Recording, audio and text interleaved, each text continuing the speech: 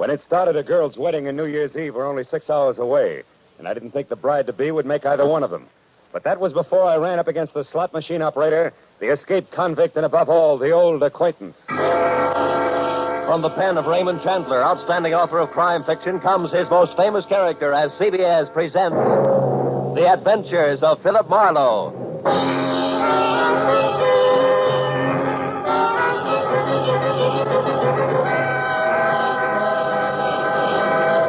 And now, with Gerald Moore, starred as Phillip Marlowe, we bring you tonight's exciting story, The Old Acquaintance.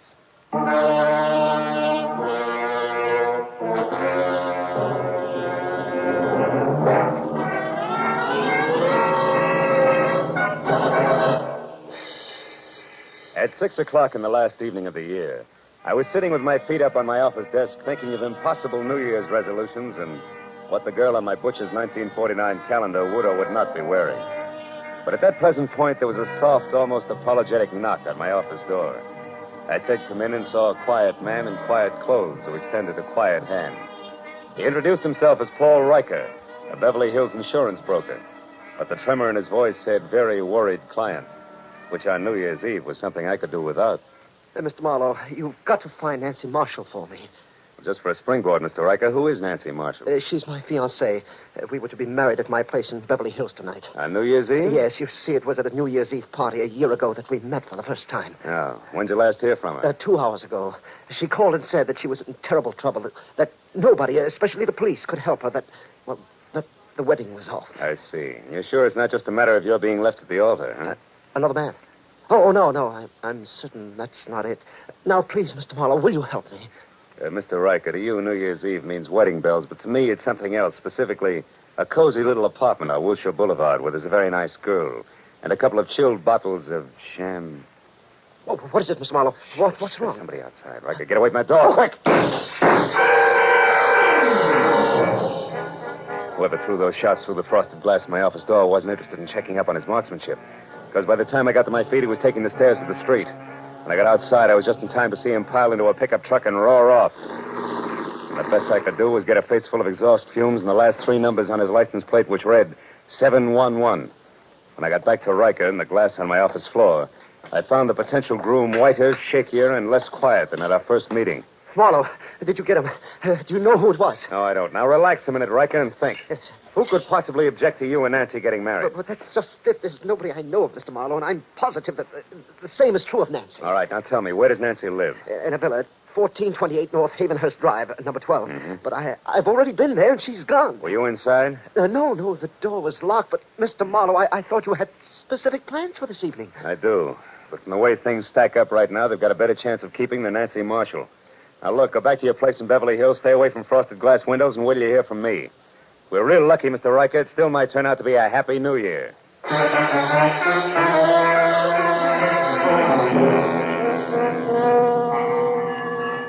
When Riker left the office, I called Lieutenant Ibarra at police headquarters. And after being told that it would take at least a half hour to get my kind of lead out of the 7-Eleven I had on the pickup truck's license, I headed for Nancy's villa on North Havenhurst, where it took me 10 minutes to outsmart the catch on the back door. Inside, except for a carelessly overturned box of old snapshots, which meant nothing to me, and a lot of half-open drawers and closets, I was no place. And in the kitchen, where there was a full cup of cold coffee next to an open newspaper, the setup was almost the same. But not quite. Because on the front page of the paper, there was a banner story complete with pictures that shouted the news of 3 men who had broken out of the state penitentiary that morning. And one of them, a man named Steve Doyle, had a face that I'd seen only minutes ago on one of the snapshots in the overturned box. I grabbed the paper and started back to check with the snapshot once again for good measure. But the second I stepped into the living room, I stopped. Hello. I don't believe I know you. Oh, the voice matched the lady perfectly. She was tall, beautiful brunette, about 30. Wearing a beige metallic wool jersey that covered more curves than a ride on a roller coaster. But the large monogrammed A on her purse meant that this was not the woman who had planned to marry Paul Riker. I said I don't believe I know you. The name is Arthur Murray. You're late for your rumble lesson. Oh, never mind the jokes, bright boy. It's a waste of your time and mine. All right, then we'll play it very straight. Name is Philip Marlowe. I'm a private detective, and I'm working for a very worried man. Now, what's your connection with Nancy Marshall? I'm just, shall we say, an old acquaintance? That's all. Not enough. I'll prime the pump some more. I was hired to find Nancy, who seems to be in a lot of trouble. And coincidentally in trouble on the same day that Steve Doyle breaks out of stir. Now, once more, exactly where do you fit in? I don't think I'll tell you, Mr. Marlowe. If you don't mind. Well, pearl-handled, huh? How very chic. But deadly. Now get in that closet there, Marlowe. Go on. All right. But just so we don't go through the same routine when we meet again, and we will. Who are you? Oh, you don't listen very carefully, Marlowe. I've already told you that I'm an old acquaintance. It's the season for them, remember? Now get in there and shut up.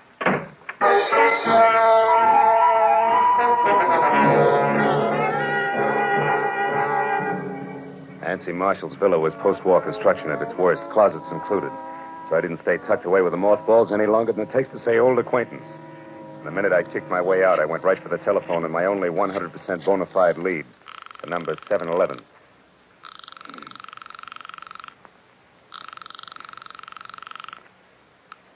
This is Lieutenant Ibarra. Marlowe, Ibarra. Anything for me on that license number? Oh, yeah. If you're sure it was a pickup truck, the chances are pretty good that it either belongs to a party named Maurice J. Calder at 409 South Main or one Jerome Graff, 3221 and a half Melrose Avenue. Check.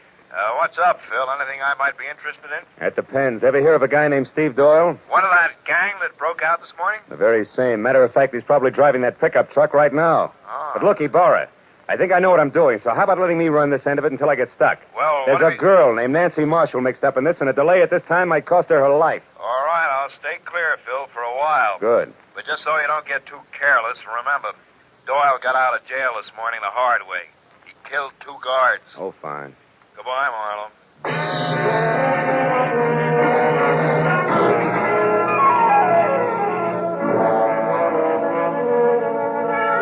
I got the 409 South Main. I knew that my first choice had to be wrong because Maurice J. Calder turned out to be a bankrupt junkman, and his pickup truck, which was loaded with everything including the kitchen sink, had 3 flat tires and hadn't moved in a week.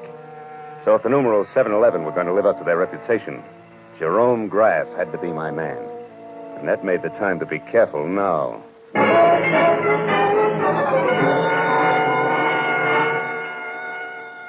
3221 and a half Melrose was a tired cottage set back about 50 weed-covered feet from the sidewalk.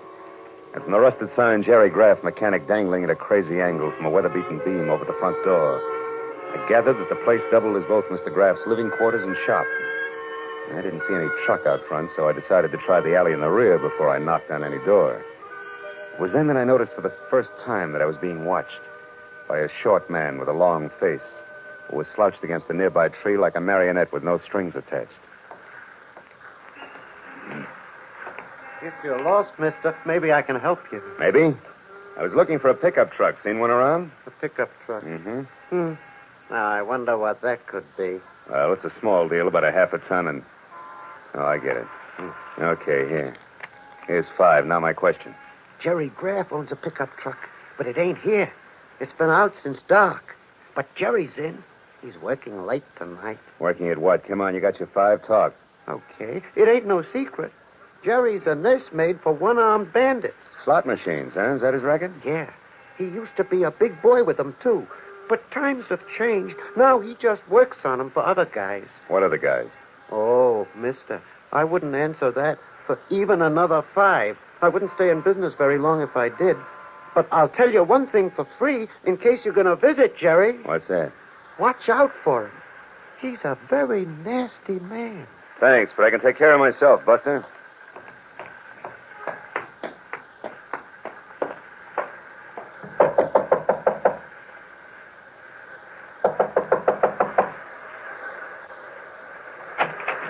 What do you want? Information. Where's your pickup truck, Graff? Somebody stole it, but he didn't leave his card. Why, what are you, a private dick? That's right, but one that works close to the law. So why don't we call the boys in blue and tell them all about it? The cops? No, wait a minute. I don't like the law pattern around here. Come on in. I'll tell you what you want to know. Let's not skip any of the details, huh? Like, for example, the name Steve Doyle. Doyle?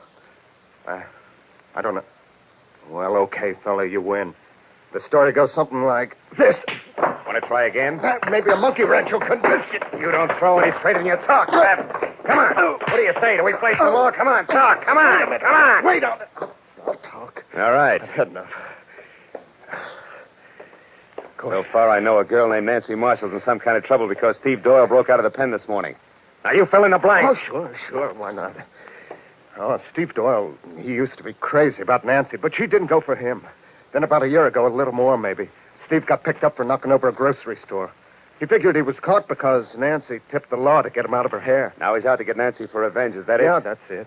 And anyone who's close to her gets the same treatment. Now, chummy. Now, tell me, was Doyle here? Is he the one who's driving your pickup truck? Yeah, but it wasn't my idea. He shoved a gun in my face, said we were old friends, and asked for the keys. You know where he is now? No, but if I did, I'd keep it to myself. Doyle's full of hate, brother. You can count on that. Now, what do you say about clearing out of here? Just as soon as I find out one more thing. Now, there's another girl mixed up in this. She's a brunette with a lot of curves and the initial A. Calls herself an old acquaintance of Nancy's. Any idea who she is? No, not the slightest. You're a liar, Graff, and if I had time, I'd beat the truth out Well, of you you. haven't, believe me, because if you don't hustle, mister, when you do catch up with Nancy Marshall, you're going to catch up with a corpse. Nothing more.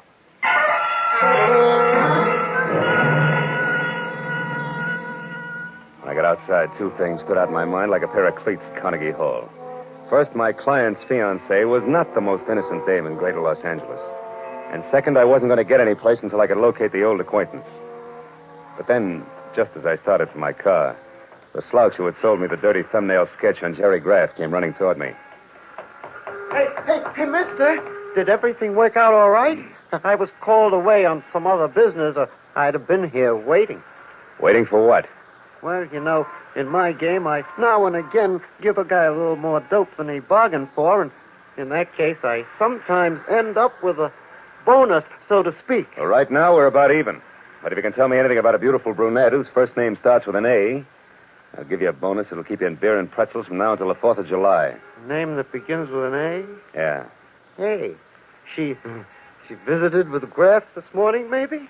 Yeah, it's possible. Come on, think hard. She's kind of tall, dresses like $1 million. That's right. Now, what's her name? Here, look. $20 bill. Her name, what is it? It's, yeah, I got it. Adrian Starr, 1312 Lookout Mountain Road. How do you know that? It was on the registration card in her car. I took a peek while she was... Trouble at Graff's. I'll take my 20. Goodbye.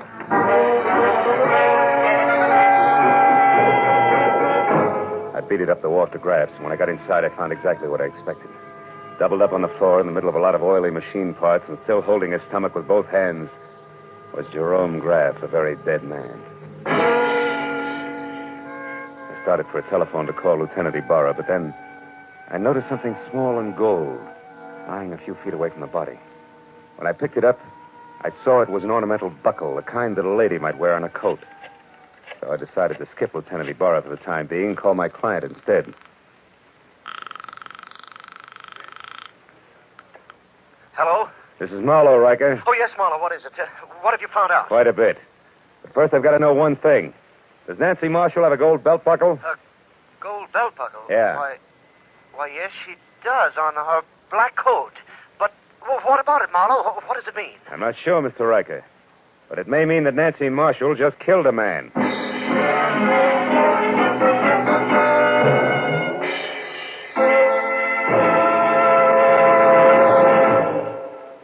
In just a moment, we will return to the second act of the adventures of Philip Marlowe. But first, by this time, a week from tonight, Jack Benny will have made his first broadcast exclusively on the CBS network. Starting next Sunday, you'll find Jack here with Mary Livingston, Phil Harris, Rochester, Dennis Day, Don Wilson, and all the others who have made the Jack Benny Show a regular Sunday evening delight for millions of Americans.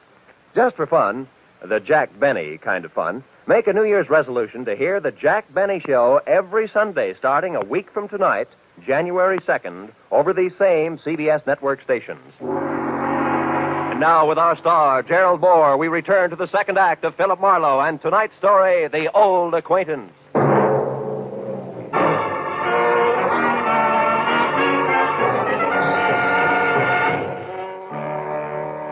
When I told Paul Riker that the chances were good that his bride-to-be had just knocked off a slot machine operator, my client reacted like I'd kicked him in the stomach. When he caught his breath again, he started telling me I was wrong and didn't stop until I hung up on him. Next thing on the agenda was a call to Lieutenant Ibarra.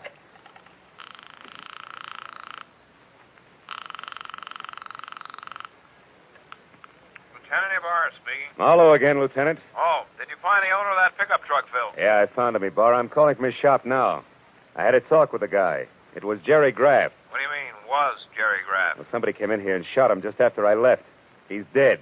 Dead? He knew Steve Doyle all right, but I'm pretty sure Doyle didn't kill him, Ibarra. No, then who did? Any idea, Marlowe? Well, looks very much like my client's fiancée, Nancy Marshall. I still don't know where she is or how it all fits together, but look, I got a lead on an old acquaintance of Nancy's named Adrian Starr. She lives up on Lookout Mountain Road. Yeah. Now, if you don't hear from me in, say, an hour, you might check. Number 1312. That's my next stop. Okay, just be sure it's not your last stop. Goodbye.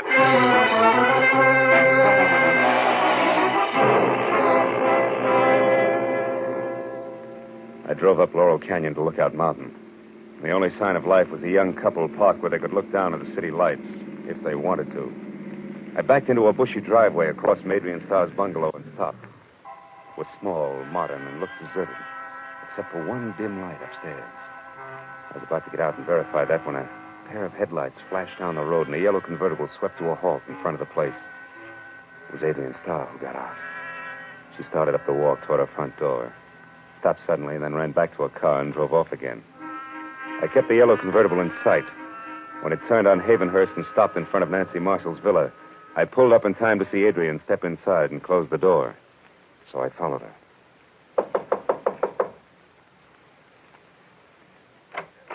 Marlowe, what do you want? I want to know what Jerry Graff means to you, Adrian. I don't know any Jerry Graff, so it means nothing. Come on, stop it. You went down to his shop to see him this morning. I thought you might like to know that he's dead. Yeah. Mm-hmm. The cops are hungry for anybody who so much as knew his name. Maybe I better come inside and talk it over, don't you think? Yeah, maybe better. Just a minute. Thanks.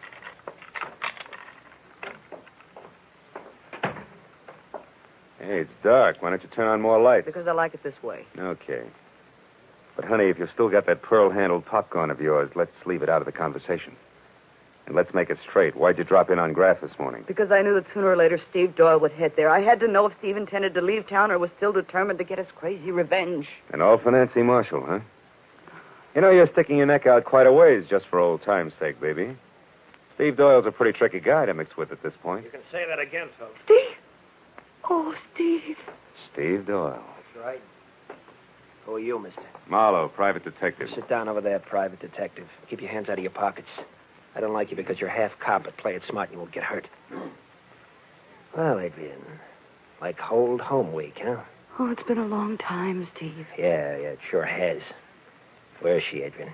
Where's Nancy? I don't know, Steve. You're lying to me. This is her place. You got her with a key. You've been down to see Graff. You know where she is, all right. So tell me and tell me fast. Steve, listen, forget it. Forget about Nancy. This revenge will only get you in the gas chamber. Please, let's get away. We can still make it across the border. Please take me with you. I love you, Steve, just like I always have, even when you threw me over for Nancy. Shut up. Just tell me where Nancy is. Come on, Adrian. I don't know, Steve. Stop it, Doyle. Where is she? Steve, you're hurting me. Doyle. Don't move, Marlowe. All right, fella, I told you to behave. I've been through a lot, and I'm tired, and I'm running out of time. You're getting in my hair, and that's bad. Oh! Oh, no, Steve, don't. I won't shoot him. I can't afford the noise. I can give him something just as good. Oh! Now, Adrian, try again. Where's Nancy? I don't know, Steve. Come on, where is she? I don't know. Where's Steve, Nancy? I don't know. Where's Nancy?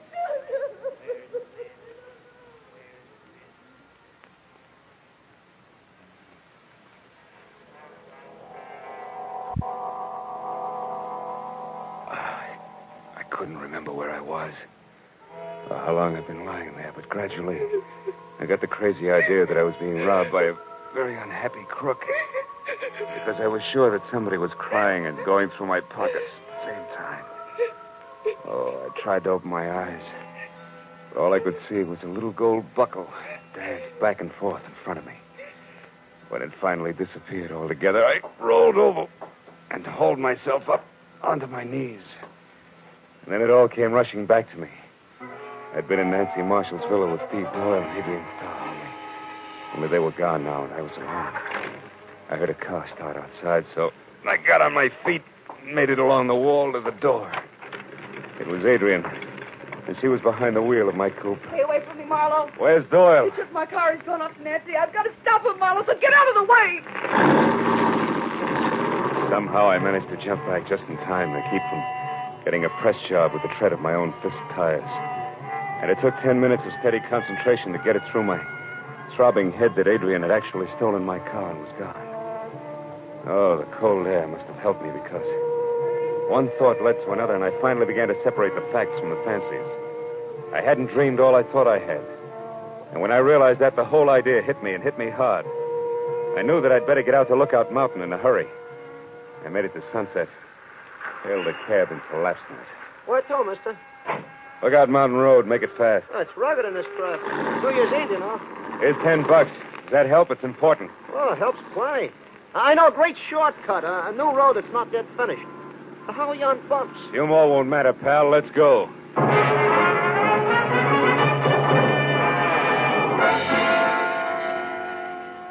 When it was over, I felt like I'd crossed the country on a pogo stick.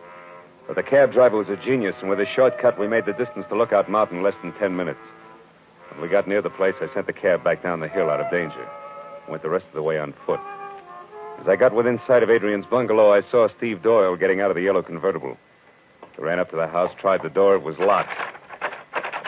Nancy, where are you? I know you're in there, baby. I'm going to find you. I'm going to have to take this joint apart.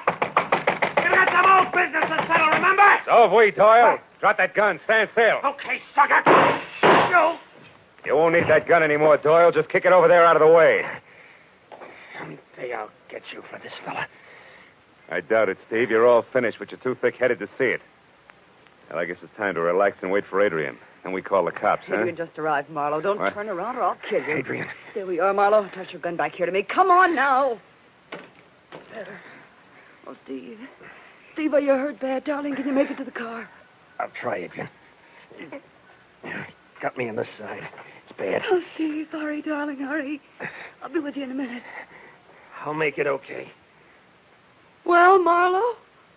Yeah. Okay, Adrian. Tell me one thing first, Marlowe. Did Steve get to Nancy? No. You killed Graff in time to shut him up, too, huh? So Steve will never know the truth, will he, Adrian? Could be it was you who crossed him and sent him to prison. You'll never find out. Not now. And you'll never realize how much I love him either. That's why I did it, Marlowe. It was the only way I could hold him for myself. And I was willing to wait. Can you understand that? Yeah. I guess I can. Too bad a love like yours has to be wasted on a guy like Steve. You'll never get away, honey. Not with him. You'll never make it. Maybe not. But if he goes out, at least I'll be with him, Marlowe, and that's the way I want it. And if you're going to do anything, Adrian, you better get it over with fast. That siren's a friend of mine. He's coming here. Adrian! Coming, Steve. You're a good guy, Marlowe, and a smart one. Just don't follow us, that's all. So long, Marlowe. Happy New Year.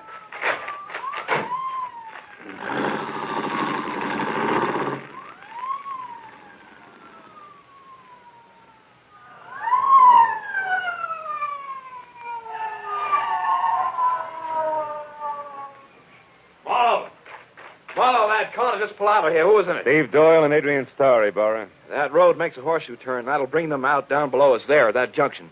I've got one of those streets blocked, but the other one's wide open. Look, Ibarra, there they are. She's stopping at the crossroad. Yeah, they've spotted my men down there.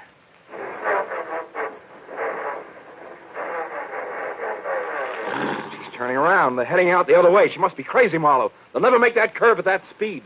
They're not slowing down, Ibarra. She's heading straight for that stone wall.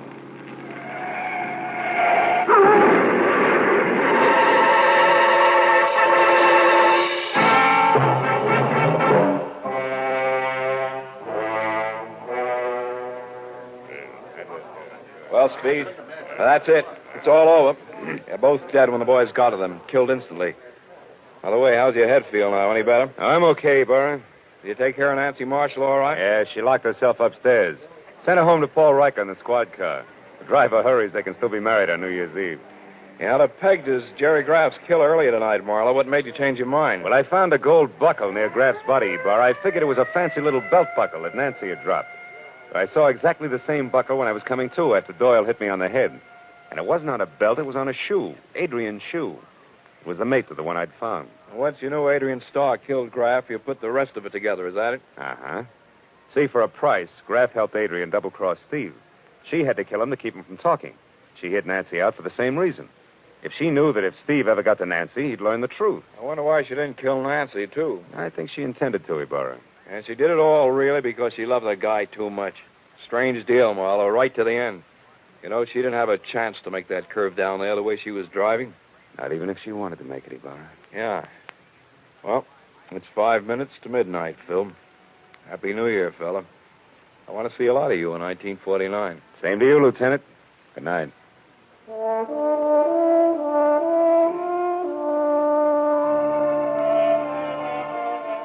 After Ibarra and the others left, I stayed up on Lookout Mountain and watched the new year come to Los Angeles. A new year. Didn't seem to change things much, at least on the surface. Somewhere down the road, a gang struck up Old Lang Syne.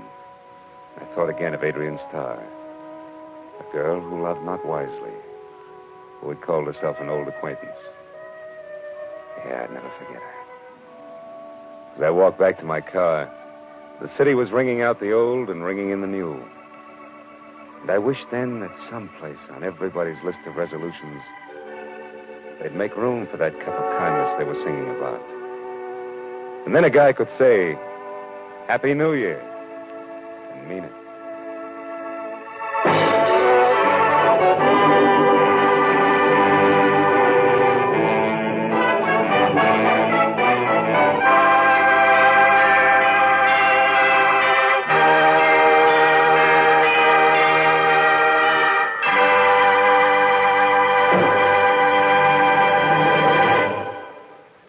The Adventures of Philip Marlowe, created by Raymond Chandler, stars Gerald Moore and is produced and directed by Norman MacDonald. Script is by Mel Donnelly, Robert Mitchell, and Gene Levitt. Featured in the cast were Gloria Blondell, Edgar Barrier, David Ellis, Lou Krugman, and Stan Waxman. Lieutenant Ibarra was played by Jeff Corey. The special music was by Richard Arant. Be sure and be with us again next week when Philip Marlowe says... They all knew he was aboard the yacht when it exploded and sank. And everybody called his death an accident.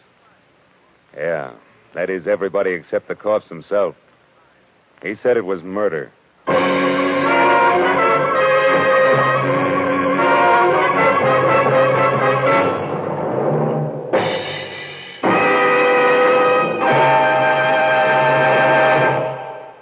An hour of wonderful, delirious comedy is still to come to you tonight on CBS. You'll soon hear Hollywood's Eve Arden starring as the unusual schoolmistress, our Miss Brooks. Later, Lum and Abner will open the doors of the Jot 'em Down store in Pine Ridge, Arkansas, and let you stock up on the last from their never-failing supply of wisdom and good humor.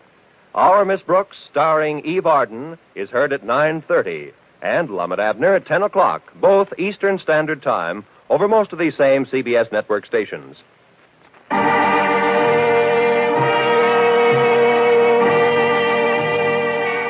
This is Roy Rowan speaking for CBS, the Columbia Broadcasting System.